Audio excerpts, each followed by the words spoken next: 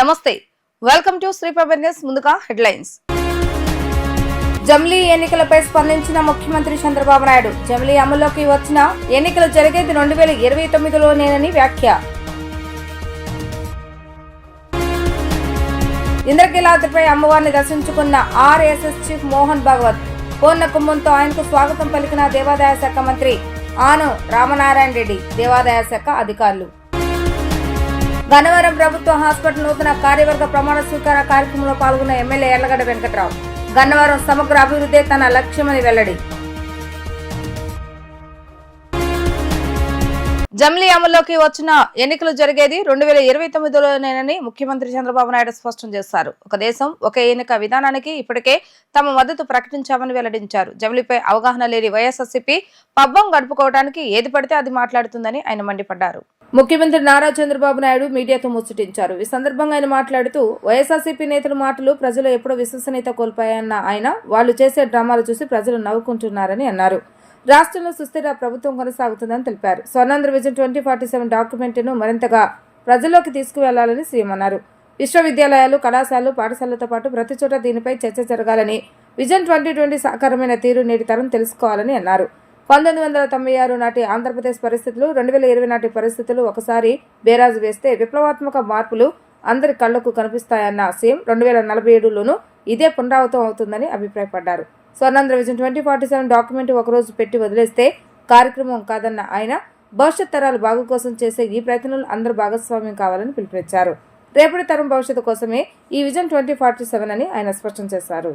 ఇంద్రకీలాద్రిపై కొలువు తీరిన శ్రీ దుర్గాదేవిగా దర్శనమిస్తున్న అమ్మను దర్శించుకునేందుకు ఆర్ఎస్ఎస్ చీఫ్ మోహన్ భాగవత్ రావడం జరిగిందని రాష్ట్ర దేవాదాయ శాఖ మంత్రి ఆనం రామనారాయణ రెడ్డి తెలిపారు. వారికి రాష్ట్ర ప్రభుత్వం సంప్రదాయాలతో ఆహ్వానం పలికి అమ్మవారి దర్శనం అందజేయడం జరిగిందని చెప్పారు. అమ్మవారి దర్శనానికి ఆయన తన సన్నిహితులతో రావడం జరిగిందని పేర్కొన్నారు.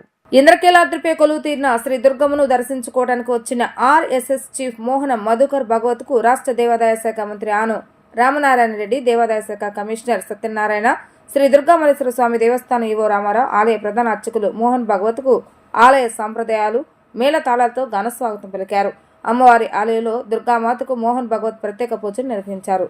అమ్మవారి దర్శన అనంతరం ఆయనకు వేద పండితులు వేద ఆశీర్వచనాన్ని అందించిన అనంతరం అమ్మవారి చిత్రపటాన్ని, లడ్డు ప్రసాదంతో పాటు శేషవస్త్రాన్ని ఆర్ఎస్ఎస్ చీఫ్ మోహన్ భాగవత్ కు అందజేశారు. ఆర్ఎస్ఎస్ చీఫ్ మోహన్ భాగవత్ సన్నిహితులతో కలిసి అమ్మవారి దర్శనానికి రావడం ఎంతో ఆనందంగా ఉందని మంత్రి ఆనం రామనారాయణ రెడ్డి చెప్పారు. గన్నవరం ప్రభుత్వ హాస్పిటల్ అభివృద్ధిలో నూతన పాలకవర్గం మార్క్ కనపడాలని, హాస్పిటల్ అభివృద్ధి కోసం బడ్జెట్ లో ముఖ్యమంత్రిని, ఆరోగ్య శాఖ మంత్రిని కోరుతామని గన్నవరం శాసనసభ్యులు యార్లగడ్డ వెంకట్రావు చెప్పారు. గన్నవరం సమగ్ర అభివృద్ధి తమ లక్ష్యమని తెలిపారు. గన్నవరం ప్రభుత్వ హాస్పిటల్ ని అభివృద్ధి చేయాలని నూతన కార్యవర్గానికి ప్రభుత్వ విప్ ఎమ్మెల్యే యార్లగడ్డ వెంకట్రావు సూచించారు. గన్నవరం ప్రభుత్వ హాస్పిటల్ నందు శుక్రవారం జరిగిన నూతన కార్యవర్గ ప్రమాణ స్వీకార కార్యక్రమంలో ఆయన పాల్గొన్నారు. ఈ సందర్భంగా కమిటీ చైర్మన్ గా ఎమ్మెల్యే యార్లగడ్డ వెంకట్రావు, కమిటీ సభ్యులుగా నాగప్రసాద్, సులోచన బాధితులు స్వీకరించారు. ఈ సందర్భంగా ఎమ్మెల్యే యార్లగడ్డ వెంకట్రావు మాట్లాడుతూ, గన్నవరం హాస్పిటల్ ని అభివృద్ధి చేయాలని శాసనసభలో ప్రభుత్వాన్ని కోరారని గుర్తు చేశారు. అంతర్జాతీయ విమానాశ్రయం ఉన్న ఈ ప్రాంతంలో హాస్పిటల్ అరకొర వసతులతో అభివృద్ధికి నోచుకోకపోవడం బాధాకరమని అన్నారు. పంచాయతీ నుండి 5 లక్షల రూపాయల నిధులు, ఎండీఓ కార్యాలయం నుండి 5 లక్షలు కేటాయించాలని కోరినట్లుగా తెలిపారు. గన్నవరం ప్రభుత్వ హాస్పిటల్ అభివృద్ధిలో నూతన కార్యవర్గం మార్కు కనపడాలని సూచించారు. పేద వర్గాలకు అందుబాటులో వైద్యం ఉండాలని, ఇంటి వద్దకి వెళ్లి రక్త పరీక్షలు చేయాలని నూతన కార్యవర్గానికి అధికారులకు ఆదేశాలిచ్చారు. రాబోయే కాలంలో హాస్పిటల్ అభివృద్ధికి శక్తివంచన లేకుండా కృషి చేస్తానని, హాస్పిటల్ దశ దిశ మారుస్తానని స్పష్టం చేశారు. ఈరోజు గన్నవరం హాస్పిటల్ కమిటీ కొత్తగా నియమించబడిన దేవినేని సురేష్ గారు, అలాగే నాగప్రసాద్ మెంబర్లుగా ప్రమాణ స్వీకారం చేశారు. ఈ గన్నవరం హాస్పిటల్ని చూస్తున్నారు, దీన్ని అభివృద్ధి చేయాల్సిన బాధ్యత ఉంది. దీన్ని గతంలో నేను శాసనసభ అయిన తర్వాత విజిట్ చేసిన పరిస్థితి, డిఎంఎఫ్ ఫండ్ 1,50 లక్షలు వస్తే ఈ నియోజకవర్గానికి మొత్తం హాస్పిటల్గా పెడదామని ఆలోచించిన పరిస్థితి. కానీ మొన్న శాసనసభలో దీన్ని అప్గ్రేడ్ చేయమని అడిగాను కాబట్టి అందువల్ల అంగన్వాడీ వాళ్ళకి ఇద్దామని నిర్ణయం తీసుకోవడం జరిగింది. రాబోయే కాలంలో గన్నవరం హాస్పిటల్ని ఇంటర్నేషనల్ ఎయిర్పోర్ట్ దగ్గరగా మన నగరంలో ఇలాంటి హాస్పిటల్ ఉండడం చాలా బాధాకరం. దీన్ని అర్జెంటుగా అప్గ్రేడ్ చేయాల్సిన అవసరం ఉంది. అరకొర వసతులతో ఆఖరికి లైట్లు కూడా లేని పరిస్థితి. ఇప్పుడే పంచాయతీ వాళ్ళ నుంచి ఒక 5 లక్షలు, ఎండీ ఆఫీస్ నుంచి ఒక 5 లక్షలు, 10 లక్షలు కేటాయించమని చెప్పా. ఈ లీకేజ్లు సీపేజ్లు లాంటి వాటికి ఎండిఓ ఆఫీస్ టేకేర్ చేస్తాను. అలాగే జనరేటర్ కూడా లేని పరిస్థితి. రాబోయే కాలంలో దీని మీద ప్రత్యేక దృష్టి పెట్టి చేయాల్సిన అవసరం ఉంది. కొత్తగా ఏర్పాటైన మెంబర్లను అభినందిస్తూ వాళ్ళు మార్పు చూపించాల్సిందిగా కోరా. రాబోయే కాలంలో ఇక్కడ సాలిపేట కానీ, చెంచుల కాలనీ కానీ, గియన్పురం కాలనీ కానీ ఎక్కడైతే పేద ప్రజలు ఉన్న గన్నవరం టౌన్లో ఉన్న పేద ప్రజానికానికి బ్లడ్ టెస్టులు ఉచితంగా ఉండాలనే ఉద్దేశంతో ఇంటికి వెళ్ళి బ్లడ్ డ్రా చేసి ఇక్కడ బ్లడ్ టెస్టులు చేసి రిపోర్ట్లు అందించే బాధ్యతని కొత్తగా మెంబర్లైన సులోచన గారు, నాగప్రసాద్ గారు నిర్వహిస్తారని బలంగా నమ్ముతూ రాబోయే కాలంలో ఈ హాస్పిటల్ దశ మారుస్తానికి నాకు శక్తి వంచన లేకుండా కృషి చేస్తానని చెప్పి ఎట్టి పరిస్థితులు చేసి తీరుతా. ఆరోగ్య శాఖ మంత్రి, వైద్య ఆరోగ్య శాఖ మంత్రి గారితో మాట్లాడా, ముఖ్యమంత్రి గారితో కూడా మాట్లాడా. దీన్ని 100 బెడ్కి అప్గ్రేడ్ చేయాల్సిందిగా మొన్న అసెంబ్లీలో కూడా కోరిన పరిస్థితి. రేపు బడ్జెట్లో కానీ నెక్స్ట్ బడ్జెట్లో కానీ డెఫినెట్గా దీన్ని అప్గ్రేడ్ చేయించే బాధ్యత తీసుకుంటాం. ఈ లోపు కూడా ఈ హాస్పిటల్ ఇలా వదిలేయడం కరెక్ట్ కాదు. దీన్ని బ్యూటిఫికేషన్ చేయాల్సిన అవసరం ఉంది. అలాగే బ్లడ్ టెస్టులు కానీ మిగతా అన్ని ఒకే రోజు అన్నీ సాధ్యం కాదు కాబట్టి రాబోయే 2-3 మాసాల్లో ఈ హాస్పిటల్ వాతావరణాన్ని డిఫరెంట్గా మారుస్తుంది. అలాగే పిహెచ్సి సెంటర్ నుంచి ఎంప్లాయీస్ని డెప్యూట్ చేసి ఇక్కడ పెట్టమని చెప్పా. వాళ్ళు ఇంటికే వెళ్ళి బ్లడ్ డ్రా చేసి ఇక్కడ తీసుకొచ్చి టెస్టులు చేసి వాళ్ళు ఫ్రీగా బ్లడ్ టెస్ట్ చేసే అవకాశాన్ని ఇవ్వాల్సిందిగా కోరే వాళ్ళు చేస్తారని చెప్పిన పరిస్థితి. రాబోయే కాలంలో ఈ హాస్పిటల్ అభివృద్ధి చేయంగా పనిచేస్తుంది. Thank you. విద్యుత్తును ప్రతి ఒక్కరూ పొదుపుగా వాడుకోవాల్సిన అవసరం ఎంతైనా ఉందని ఎన్టీఆర్ జిల్లా కలెక్టర్ లక్ష్మీ షా అన్నారు. ప్రస్తుత పరిస్థితుల్లో విద్యుత్తులో సక్రమంగా వినియోగించుకోకపోతే భవిష్యత్తులో అనేక సమస్యలు తలెత్తుతాయని అన్నారు. విద్యుత్తును పొదుపుగా వాడుకోవడం కూడా ఒక మంచి అలవాటని కలెక్టర్ పేర్కొన్నారు. ఆంధ్రప్రదేశ్ రాష్ట్ర ఇంధన పరిరక్షణ మిషన్ ఇంద్రా శాఖ రాష్ట్ర ప్రభుత్వం సంయుక్త ఆధ్వర్యంలో వార్షికోత్సవాలు ప్రారంభమయ్యాయి. వార్షికోత్సవాల భాగంగా ఎన్టీఆర్ జిల్లా కలెక్టర్ క్యాంపు కార్యాలయం వద్ద కళాశాల విద్యార్థులు ఇంధన పొదుపుపై అవగాహన ర్యాలీ నిర్వహించారు. ఈ ర్యాలీని ప్రారంభించిన ఎన్టీఆర్ జిల్లా కలెక్టర్ లక్ష్మీ షా మాట్లాడుతూ విద్యుత్, ఇంధనం తదితర వాటిని పొదుపుగా వాడుకోవాలని సూచించారు. చిన్నతనం నుండే అందరికీ విద్యుత్, ఇంధనం తదితరాల నుంచి అవగాహన కల్పించేందుకు ఈ ర్యాలీని ఏర్పాటు చేసినట్లుగా తెలిపారు. విద్యుత్ వినియోగం పట్ల అవగాహన కల్పించేందుకు విద్యార్థులకు విద్యుత్ శాఖ ఆధ్వర్యంలో పలు రకాలైన పోటీలు నిర్వహిస్తున్నట్లుగా తెలిపారు. సొంత ఇంటిదారులు సోలార్ ఎనర్జీ ఏర్పాటుకు ముందుకు రావాలన్నారు. కేంద్ర ప్రభుత్వం కూడా ఈ పథకం కింద సబ్సిడీ ఇస్తుందని అన్నారు. సొంత ఇంటిదారులు ఈ పథకాన్ని వినియోగం చేసుకోవాల్సిందిగా కలెక్టర్ విజ్ఞప్తి చేశారు.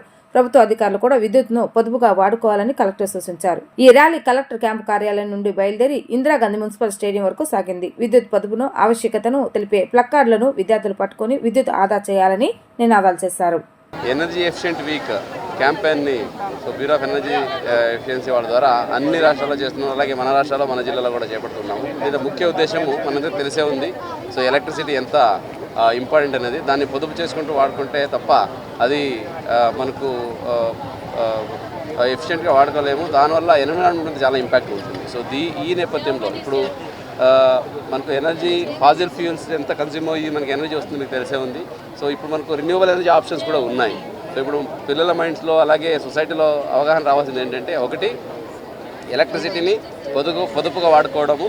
సో ఎక్కడైతే అవసరం లేదు దాన్ని ఆపుకోవడము, ఇంకా ఎక్కడైనా చాలా అవసరం ఉంటే దాన్ని రెన్యూవబుల్ ఎనర్జీకి షిఫ్ట్ అవ్వడము. సో ఈ నేపథ్యంలో ఈ ఎనర్జీ ఎఫిషియన్స్ వీక్ అని ప్రతి చోట చేయడం జరుగుతూ ఉంది. ముఖ్యంగా సొసైటీకి అవేర్నెస్ కల్పించడానికి. మీకు అందరికీ ఐడియా ఉంది, ఇప్పుడు మనకు ఎలక్ట్రిసిటీకి regular electricity, thermal power, hydro power, ఇది కాకుండా మనకు సోలార్ ఎనర్జీ, విండ్ ఎనర్జీ అవకాశాలు ఎక్కువ ఉన్నాయి. సో పిఎం సూర్య గారు అని honourable prime minister Muft Bijli Yojana అని రాష్ట్ర వ్యాప్తంగా క్యాంపెయిన్స్ చేపట్టారు. సో ఈ భాగంగా హౌస్ హోల్డ్ కనెక్షన్కి ఏదైతే మన కన్సంప్షన్ ఉందో, సో దీనంతా మనం సోలార్ ఎనర్జీని ట్యాప్ చేయొచ్చు.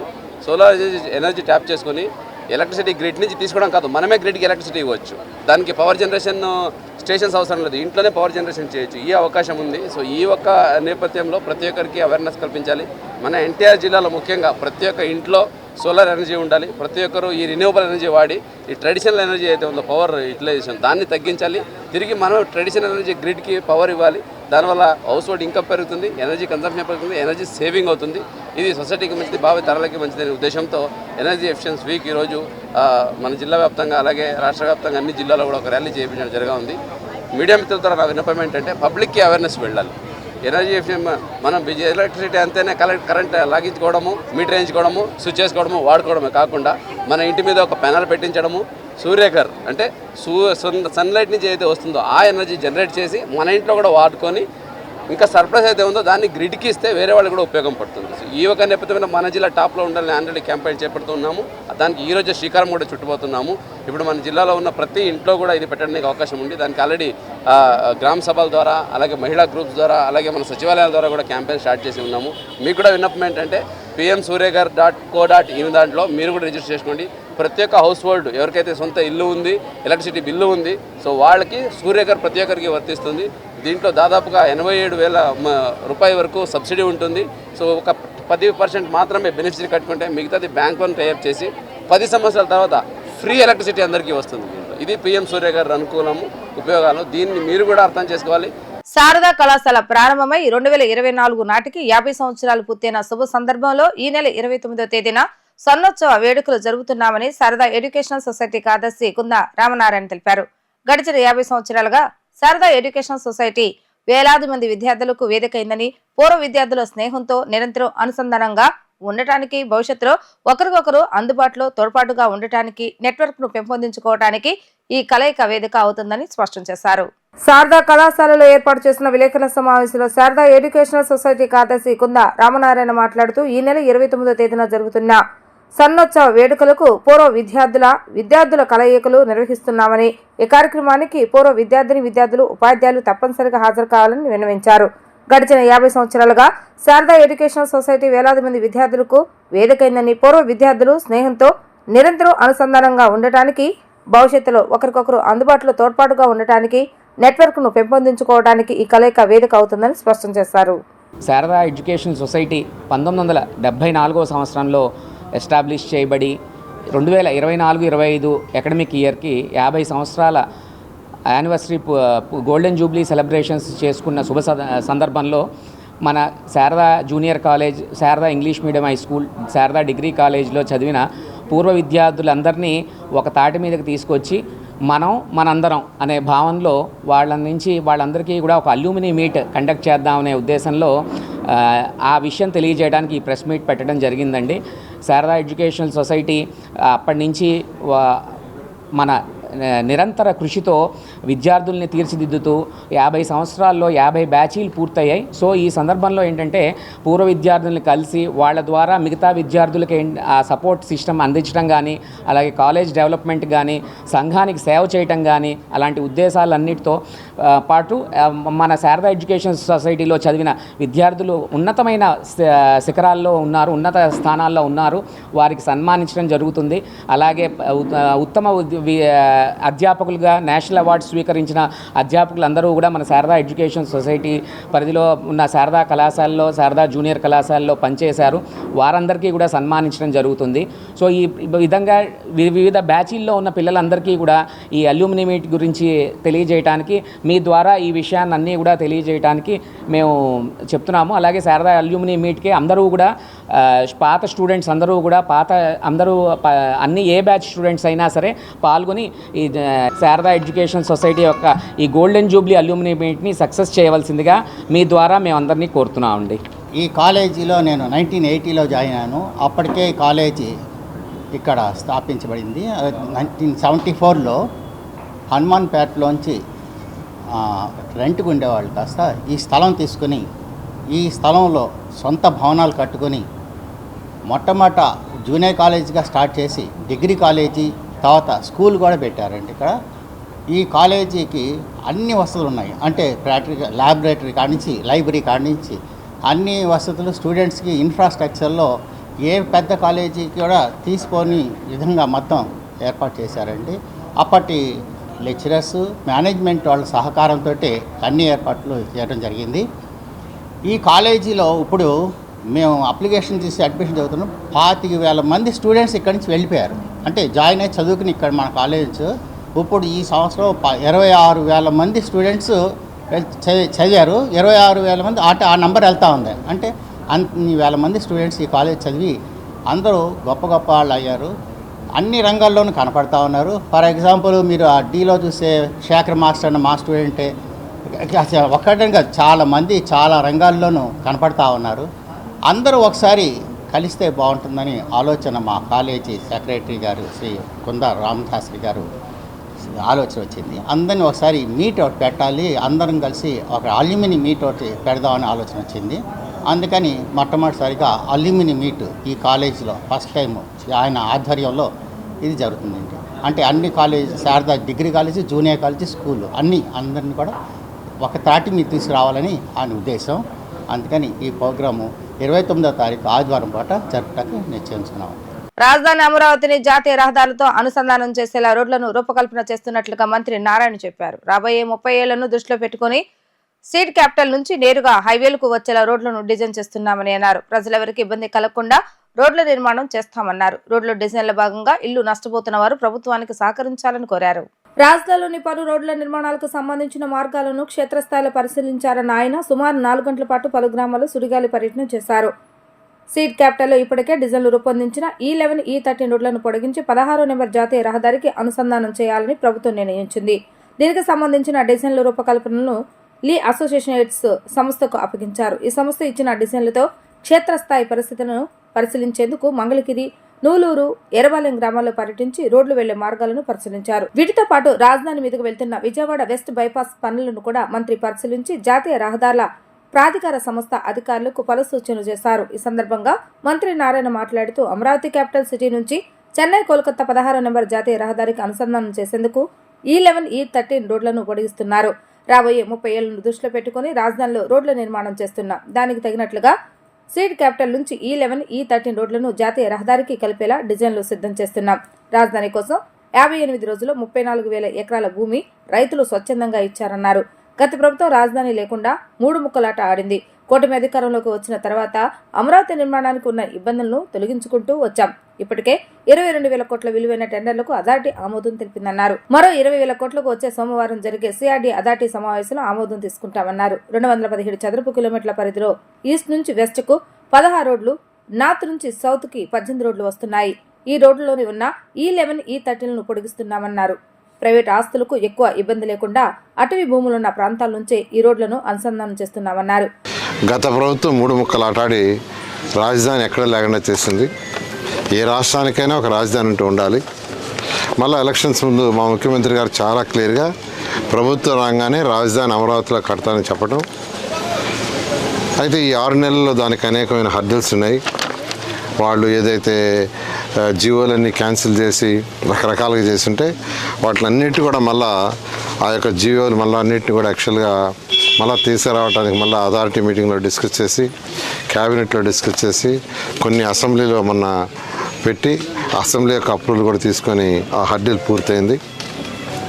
దానికి సంబంధించి ఈ రోడ్లు కావచ్చు, బిల్డింగ్ కావచ్చు, టెండర్లు యాక్చువల్గా దాదాపు 22,000 కోట్లకి యాక్చువల్గా ఈరోజు అథారిటీ అప్రూవల్ ఇచ్చింది. మళ్ళీ రేపు సోమవారం మళ్ళీ అథారిటీ ఉంది. ఆ అథారిటీలో మరొక సుమారుగా 20,000 కోట్లకి యాక్చువల్గా టెండర్లకు అప్రూవ్ తీసుకొని ఈ నెలాఖరు లోపల అన్ని టెండర్లు యాక్చువల్గా పిలవటం జరుగుతుంది. అయితే ఈ నేపథ్యంలో ఇంత అమరావతి క్యాపిటల్ సిటీ 217 చదరపు కిలోమీటర్లు, ఇందులో ఈస్ట్ నుంచి వెస్ట్ దాకా, ఈస్ట్ టు వెస్ట్ మనకు 16 ఈస్ట్ నుంచి వెస్ట్ దాకా తీసుకుంటే రోడ్లు ఒక 16 రోడ్లు ఉంటాయి. నార్త్ టు సౌత్ వచ్చి 18 రోడ్లు ఉంటాయి. ఈ యొక్క రోడ్లని నేషనల్ హైవే కలపాలి. ఎందుకంటే ఇది ఒక క్యాపిటల్ సిటీ అయినప్పుడు ఏదైనా ఒక క్యాపిటల్ సిటీ నిర్మించేటప్పుడు ఒక 30 సంవత్సరాలు దృష్టిలో పెట్టుకొని చేస్తారు. 30 సంవత్సరాలు దృష్టిలో పెట్టుకొని ఇక్కడ వచ్చే జనాభా ప్రకారం ఈ రోడ్లన్నింటినీ నేషనల్ హైవే కలపాలి. E1, E2, E3, E4 అట్లా E16 ఉన్నాయి. మొత్తం E16 దాకా రోడ్లు ఉన్నాయి. ఈ రోడ్లన్నింటినీ నేషనల్ హైవే కలపాలి. అన్నీ కాకపోయినా వీటిలో 4-5 రోడ్లు కలపాలి. దానికి యాక్చువల్గా ఈ యొక్క E11, E13, E15 మొదటి దశలో E11, E13, E15 national highway కలిపేటట్టుగా చేయాలని యాక్చువల్గా లీ కన్సల్టెంట్కి ఇచ్చాము. వాళ్ళు యాక్చువల్గా దాని మీద ఆల్మోస్ట్ స్టడీ 90% అయిపోయింది. మరొక 10% ఉంది. దాన్ని కూడా బహుశా ఇంకొక 10 డేస్లో కంప్లీట్ చేయడం జరుగుతుంది. అయితే ఈ రోడ్లన్నీ ఎక్కువగా ఫారెస్ట్ ల్యాండ్లో పోతున్నాయి. ఫారెస్ట్ ల్యాండ్లో ఆ ఫారెస్ట్ ల్యాండ్ కూడా E11 తీసుకుంటే అక్కడ ఒక 39 ఎకరాలు ఉంది. E11 వచ్చి 39 ఎకరాలు. ఈ 13లో 21 ఎకరాలు, ఈ 15లో ఫారెస్ట్ ల్యాండ్ లేదు. అయితే ఆ ఫారెస్ట్ ల్యాండ్ తీసుకోవడానికి ఆ ప్రాసెస్ కూడా స్టార్ట్ చేసాం. ఆల్మోస్ట్ ఆ ప్రాసెస్ ఫైనల్ స్టేజ్కి వచ్చింది. బహుశా రేపు బుధవారం చెన్నైకి పంపిస్తారు. చెన్నైలో యాక్చువల్గా దాన్ని అప్రూవ్ చేయించుకుంటే అది కూడా క్లియర్ అవుతుంది. తనకు అండగా నిలిచిన వారందరికీ హీరో అల్లు అర్జున్ కృతజ్ఞతలు తెలిపారు. తాను చట్టాన్ని గౌరవించే పౌరుణ్ణి అని, చట్టానికి కట్టుబడి ఉంటానని వ్యాఖ్యానించారు. కేసు కోర్టులో ఉన్నందున దాని గురించి మాట్లాడనని అన్నారు. జైలు నుంచి విడుదలైన తర్వాత జూబ్లీ హిల్స్ లోని నివాసానికి చేరుకున్న అల్లు అర్జున్ మీడియాతో మాట్లాడుతూ బాధిత కుటుంబానికి మరోసారి సానుభూతి తెలుపుతున్నామని అన్నారు. తాను సినిమా చూసేందుకు వెళ్లినప్పుడు అనుకోకుండా ఘటన జరిగిందని మరోసారి స్పష్టం చేశారు. ఆ ఘటన ఉద్దేశపూర్వకంగా జరిగింది కాదని అన్నారు. 20 ఏళ్లుగా థియేటర్కు వెళ్లి సినిమా చూస్తున్నానని, తన సినిమాలే కాకుండా మామయ్య సినిమాలు కూడా చూశానని తెలిపారు. బాధిత కుటుంబానికి జరిగిన నష్టం పూడ్చలేనిదన్న అల్లు అర్జున్ వారికి అండగా ఉంటామని మరోసారి ఆయన హామీ ఇచ్చారు. నేను ఒకటే చెప్పానండి, once again we're extremely sorry for the family and I will personally be there to support them in whatever way possible. It's purely accidental. Cinema theatre lotus cinema, I'm inside a cinema theatre watching a film with my family and an accident happened outside, which I was inside a theatre watching a movie with my family and the accident happened outside. It's purely of no direct connection to me. It's purely accidental, purely unintentional, and my love and sympathies are genuinely there with the family and I'll be there to be there. I'll be there to support them in whatever way possible. And I've been coming to the same theatre for the last I've been coming to the same theatre for the last 20 years and I've been to the same place more than 30 times and never any accident like this happened. It is purely unfortunate accident and we're extremely sorry for the accident that has happened, which is totally out of our control. Did you follow the same procedure every time that you have informed the police? Because I don't want to get into all the details. This is what it is because as the case is on, I should not speak anything that will tamper the case. So I'd like to reserve my comments. Yes, of course, family kalustam to wait chestunam. Yes, ante. Thank you. Andarki thank you andi. Marosari thank you for the media love and support. Thank you andi. Thank you so much. ఉమ్మడి ఉభయ గోదావరి జిల్లాలో ఉపాధ్యాయ MLC ఉప ఎన్నికలో స్వతంత్ర అభ్యర్థిగా విజయం సాధించిన బొర్రా గోపిమూర్తి ప్రమాణ స్వీకారం చేశారు. ఈ మేరకు వెలగపూడిలోని రాష్ట్ర అసెంబ్లీ భవన ప్రాంగణంలో జరిగిన కార్యక్రమంలో శాసనమండలి చైర్మన్ కొయ్యే మోషేరాజు ఆయనతో ప్రమాణ స్వీకారం చేయించారు. అనంతరం బొర్రా గోపిమూర్తికి మండల చైర్మన్ శుభాకాంక్షలు తెలిపి శాసన మండలికి సంబంధించిన నియమ నిబంధనలు, కార్యకలాపాల పత్రాలను అందజేశారు. నేను బొర్రా గోపిమూర్తి అనే నేను ఆంధ్రప్రదేశ్ శాసన పరిషత్ సభ్యునిగా ఎన్నికైనందున శాసనము ద్వారా నిర్మితమైన భారత రాజ్యాంగం పట్ల నిజమైన విశ్వాసం, విధేయత చూపుతానని, భారతదేశ సార్వభౌమాధికారాన్ని, సమగ్రతను కాపాడుతానని, నేను స్వీకరించబోయే కర్తవ్యాన్ని శ్రద్ధాశక్తులతో నిర్వహిస్తానని సత్యనిష్టతో ప్రతిజ్ఞ చేస్తున్నాను.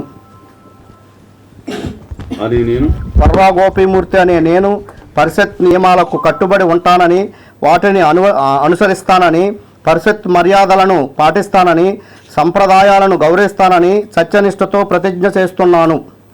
గన్నవరం మండలం కేసరపల్లి శ్రీ భువనేశ్వరి పీఠాన్ని మాజీ ఉపరాష్ట్రపతి వెంకయ్యనాయుడు సందర్శించుకున్నారు. ఉపరాష్ట్రపతికి బీజేపీ కిసాన్ మోర్చా రాష్ట్ర అధ్యక్షులు చిగురుపాటి కుమారస్వామి, పలువురు నాయకులు స్వాగతం పలికారు. పీఠాధిపతి శ్రీ శ్రీ శ్రీ కమలానంద భారతీ స్వామిని మర్యాదపూర్వకంగా కలిశారు. పీఠంలో ప్రత్యేక పూజలు నిర్వహించారు.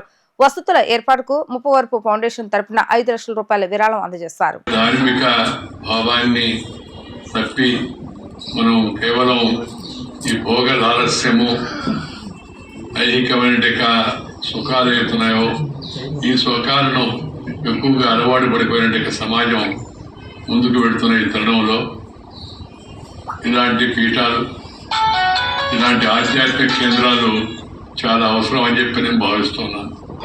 ప్రజలకు చక్కని మార్గదర్శనం చేసి మన పురాణ ఇతిహాసాలు, రామాయణము, భారతము, మన మంచి ఆధ్యాత్మికమైన మనకి మార్గదర్శనం చేసేట వాటిలో నుంచి, అలాగే వేదాల్లో నుంచి మనకి మంచి విషయాలు చెప్పి మార్గదర్శనం చేసేటి ఆధ్యాత్మిక పీఠాల యొక్క అవసరం చాలా ఉందని నేను భావిస్తున్నాను. అసలు ప్రతి మండలంలో, ఇంకా ఒక మాట చెప్పాలంటే ప్రతి 4 గ్రామాలకు కూడా ఒక ఆధ్యాత్మిక కేంద్రం ఏర్పాటు కావాల్సి ఉంది. తమ సొంతాన్ని వదిలి ధర్మం కోసం, సమాజం కోసం, ప్రజల శ్రేయస్సు కోసం జీవితం అంకితం చేసినట్టుగా మహానుభావులను మనం గౌరవించి సత్కరించి వారి మార్గదర్శనంలో ముందుకు వెళ్లాల్సిన అవసరం ఎంతో ఉందని నేను భావిస్తున్నాను. వార్తలు ముగించే ముందు హెడ్లైన్స్ మరొకసారి. జమిలీ ఎన్నికలపై స్పందించిన ముఖ్యమంత్రి చంద్రబాబు నాయుడు. జమిలీ అమల్లోకి వచ్చిన ఎన్నికలు జరిగేది 2029లోనేనని వ్యాఖ్య. ఇంద్రకీలాద్రిపై అమ్మవారిని దర్శించుకున్న ఆర్ఎస్ఎస్ చీఫ్ మోహన్ భాగవత్. పూర్ణ కుంభంతో ఆయనకు స్వాగతం పలికిన దేవాదాయ శాఖ మంత్రి ఆనం రామనారాయణ రెడ్డి, దేవాదాయ శాఖ అధికారులు. గన్నవరం ప్రభుత్వ హాస్పిటల్ నూతన కార్యవర్గ ప్రమాణ స్వీకార కార్యక్రమంలో పాల్గొన్న ఎమ్మెల్యే యార్లగడ్డ వెంకట్రావు. గన్నవరం సమగ్ర అభివృద్ధి తన లక్ష్యమని వెల్లడి. ఇవి రోజు వార్తా విశేషాలు. మరలా తిరిగి ప్రసారం వార్తలు మళ్ళీ కలుద్దాం. అంతకు సెలవు. నమస్కారం.